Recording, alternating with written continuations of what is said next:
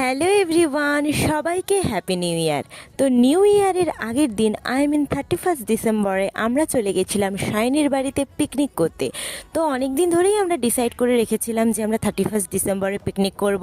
তো আমাদেরকে শাইনি সকাল সকাল যেতে বলেছিল, কিন্তু আমাদেরই তো সকাল হয় 9টার দিকে।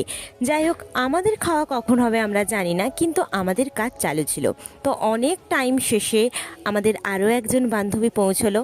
তো তারপর আমরা ম্যারিনেটেড চিকেনগুলো নিয়ে যাচ্ছিলাম ওদের রান্নাঘরে। তো এখানে আমরা সবাই লেগে পড়লাম আলু ফ্রাই করতে, আর ওই দিকে আরেকজন বেরেস্তা তৈরি করতে।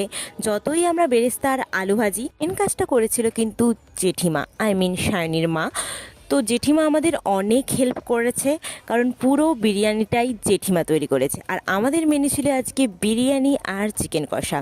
সো বিরিয়ানি রেডি হওয়ার পর আমরা সবাই চলে এসেছিলাম ছাদে এখানেই খাওয়া দাওয়া করতে। তো শাইনি একে একে রায়তা, স্যালাড, আর এখানে অলরেডি বিরিয়ানি চলে এসেছিলো। তো রায়তাটা স্পেশালি শাইনি বানিয়েছি, কারণ ও রায়তাটা খুব সুন্দর বানায়।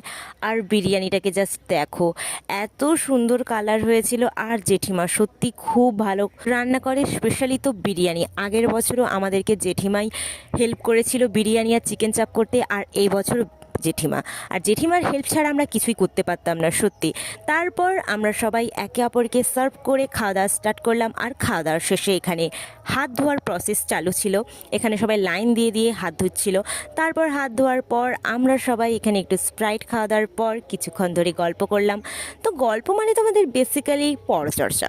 যাই হোক, এগুলো করার পর ফাইনালি আমরা বেরিয়ে গেলাম বাড়ির উদ্দেশ্যে। তো আমাদেরকে অলরেডি প্যাকিংও করে দিয়েছি। আমাদের ডেটা এরকমভাবেই এন্ড হয়েছিল।